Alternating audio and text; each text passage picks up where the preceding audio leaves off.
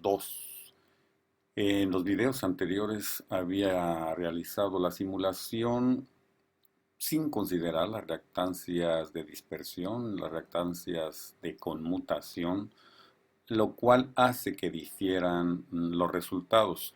Adicionalmente, pues tampoco había yo podido poner en servicio lo que es el reactor de absorción. Afortunadamente, después de un buen rato de darle vueltas, pude encontrar la manera de que tanto la reactancia de dispersión de los transformadores rectificadores como, sobre todo, el reactor de absorción, o sea, el que está colocado entre los neutros de las dos estrellas, pudieran simularse.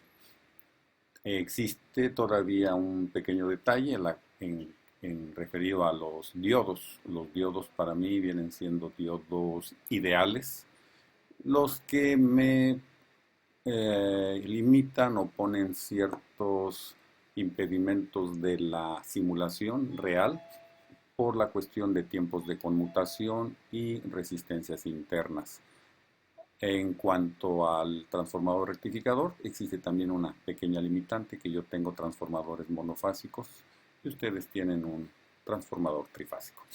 Para fines ilustrativos, el resultado final fue bastante bueno, muchísimo más allá de lo que yo pudiera haber considerado y de mucha utilidad para poder comprender, para poder entender y aplicar los resultados a la instalación. El día de ayer veíamos, por ejemplo, que el voltaje en la parte del bus de directa tenía una componente senoidal o semisenoidal, lo que viene siendo el rizado. En la realidad, en el campo, no existe tal componente senoidal. Es una componente un tanto triangular. Aquí les voy a mostrar un resultado real de un voltaje de bus con un rectificador en conjunto de 12 pulsos similar al de ustedes con 60 kiloamperes, pero con 150 volts de directa. Ustedes manejan sobre los 170 volts de directa. El voltaje de bus, referido pues a la escala central de 0 volts, hay 50, 100, 150 volts. Y esto que está aquí es el rizado del voltaje de bus. Un rizado formado por 12 pulsos que no se parecen a el caso ideal senoidal que mostrábamos el día de ayer. También es interesante ver cómo el voltaje de 150 volts de directa tiene una componente de 5.1 volts de alterna. El rizado, el valor RMS del rizado vale 5.1 volts. El valor de rizado para ustedes está sobre los 7 o 8 volts y se debe en buena medida a que ustedes están 20 volts más arriba de este caso medido en la práctica. Regresando al simulador, podemos ahora sí ver cuáles serían las formas de onda, de corriente y de voltaje, además de los voltajes de bus, de los voltajes de alterna. Ahorita, si nos damos cuenta, ya el voltaje en el bus no tiene el rizado en forma senoidal, sino bastante parecido al que les mostré hace rato, y tiene valores de pico a pico de 30 volts.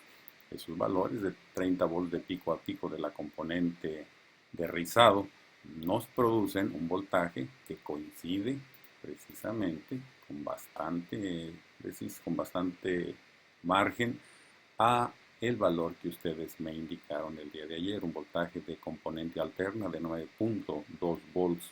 Ustedes me dieron voltajes de 10, de 7 volts.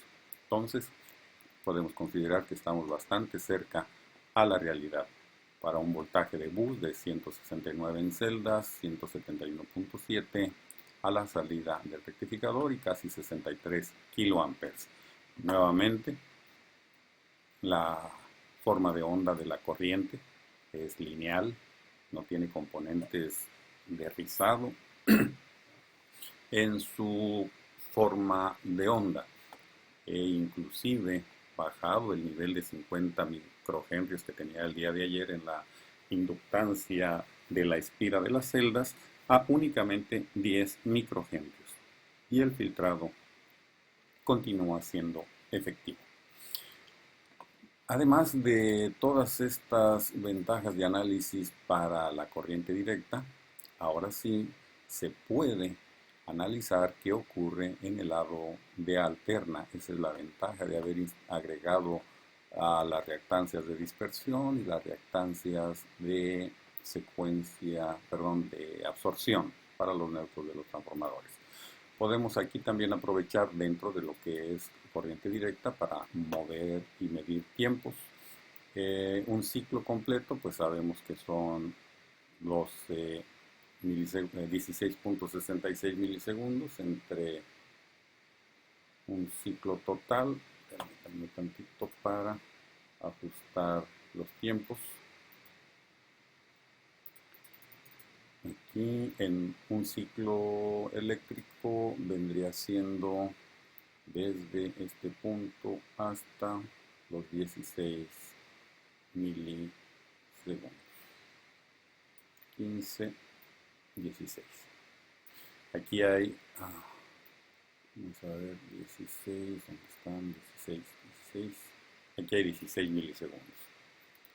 16 milisegundos viene siendo un ciclo eléctrico. En ese ciclo eléctrico debemos de poder contar los 12 pulsos que se están produciendo debido a las 12 fases. 1, 2, 3, 4, 5, 6, 7, 8, 9, 10, 11 y 12. Cada uno de ellos pertenece a la conducción de un diodo. O de otra manera también es ver el tiempo que se tarda entre cada una de ellas. El tiempo de conducción podemos medir con mayor precisión de aquí más o menos a este punto y vendrían siendo 12, un ciclo eléctrico, 16.66 milisegundos entre 12 pulsos, un tiempo de 1.39 milisegundos. Aquí hay una diferencia de tiempo de 1.44. Realmente los tiempos van a diferir ligeramente entre una conducción y otra por las reactancias de dispersión, por las características de los diodos, pero están dentro de los 1.38 milisegundos, que corresponde a una doceava de tiempo de un ciclo completo. ¿Qué ocurriría si únicamente se trabajara el sistema con un transformador rectificador? Pues el sistema entraría a 6 pulsos. Voy a quitar un transformador y nos damos aquí cuenta cómo cambian los tiempos. Ahora debe de haber nada más 6 pulsos en un ciclo eléctrico de 16.66 milisegundos. Aquí hay 16.66, movemos aquí con precisión, 16.66 milisegundos y se tiene 1, 2, 3, 4, 5, 6 ciclos. 6 ciclos, 6 diodos únicamente trabajando. O también lo podemos verificar por tiempo. El tiempo es ahora el doble de lo que teníamos anteriormente, de 1.33, 1.34 a 2.65 milisegundos. Con eso se demuestra que está funcionando únicamente un grupo rectificador. La ventaja enorme al colocar todas las reactancias que están en juego es el ver cómo funciona un transformador en sus devanados primarios, secundarios e interfase. La corriente que circula por cada una de las piernas, por cada uno de los diodos, cuando se utilizan reactores de absorción, es de tal manera que el tiempo de conducción en cada pierna se incrementa. Si no existiera los transformadores de absorción, pues cada diodo debería de conducir una sexta parte si únicamente fuera un transformador de 6 pulsos. Si fueran los dos transformadores en paralelo, entonces cada uno debería de conducir una doceava parte del tiempo. Pero al colocar los transformadores de absorción o reactores de absorción, resulta ser que simultáneamente se hacen conducir a dos piernas y esa conducción hace que el tiempo aumente y la magnitud se disminuya, aumentando la eficiencia de la rectificación de los transformadores. En este osciloscopio he colocado la corriente que circula a través de una pierna y puedo medir en la línea roja cómo conduce, aunque aquí es un tantito mentiroso el osciloscopio porque tengo un diodo ideal y de hecho me está diciendo que tengo una corriente inversa considerable, cosa que no es cierto. Es cierto relativamente por el efecto de las reactancias. Las reactancias hacen que se conduzca un tanto en la parte negativa del diodo. No tanto que se conduzca, que el tiempo de corte se reduzca debido a la reactancia. Pero el tiempo de conducción, ahorita que están trabajando los dos grupos, lo podemos medir. Y el tiempo de conducción partiendo a través del eje cero, o sea, entre este punto y el otro que está aquí, pues nos damos cuenta que es aproximadamente 5.4 milisegundos.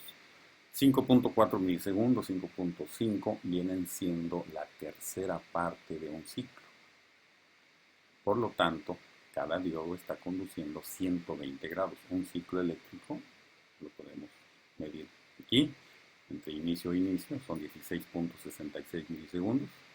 Desde aquí hasta aquí, cada diodo conduce 120 grados, o sea, la tercera parte. Si no existiera el reactor de absorción, cada diodo conduciría únicamente 360 entre 12, o sea, 30 grados. En la línea verde, la onda verde, es la corriente que circula a través de los reactores de absorción. Y es muy interesante ver lo que sucede en el reactor de absorción por cada ciclo eléctrico, por cada ciclo en rojo, de 16 milisegundos. El reactor de absorción conduce 3 ciclos, 1, 2, 3. Por esa razón, los reactores de absorción tienen una frecuencia de 3 veces la frecuencia de la corriente fundamental. Si tienen por ahí los datos de placa del reactor, se darán cuenta que está diseñado para 180 ciclos, no está diseñado para 60 ciclos. ¿Por qué pasan 180 ciclos? Porque existen 3 piernas por rectificación y esas 3 piernas hacen que cada una de ellas meta un ciclo eléctrico, de tal manera que convierten a 3 ciclos eléctricos la corriente que pasa por los reactores.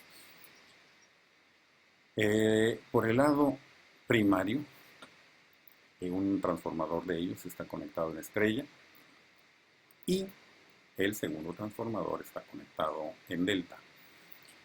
Este osciloscopio por el lado primario, la curva azul, la utilizo para medir la corriente que circula por la línea alimentadora a la estrella de este transformador.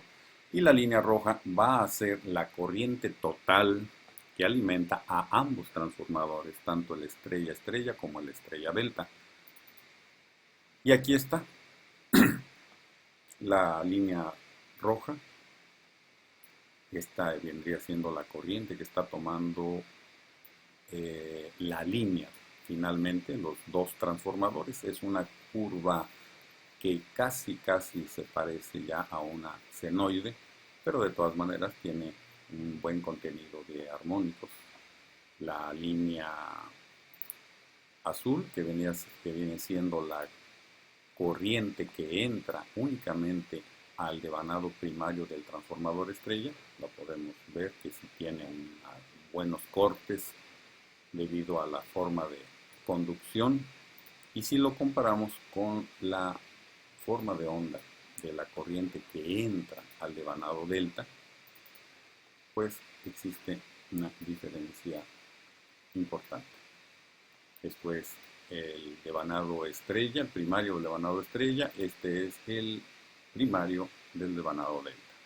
Cuando ambas se juntan, o sea, cuando se conectan los dos transformadores, la corriente que van a pasar por la línea, en este caso la corriente que viene desde la subestación de 80 ¿de qué? De 69-24 kV, la suma de ellas viene siendo esta forma que está aquí. Esa es la razón de utilizar dos transformadores. Se puede utilizar únicamente uno de ellos, ya sea el de delta o el de la estrella. Va a funcionar todo el sistema ahora en 6 pulsos, pero se van a reflejar más armónicas en el lado de alta, porque la corriente, si nada más se utiliza el delta, sería de este tipo, comparada con la forma de onda cuando se utilizan los dos. Si no se utilizara el delta y únicamente se empleara el estrella, la forma de onda sería esta, la de la línea, que únicamente es un transformador que también tiene más deformación que la suma de ambos. Esta pues ha sido la presentación de las características y forma de operación de sus transformadores rectificadores con un nivel de comparación y de simulación muy muy bueno para explicar cómo trabaja su sistema.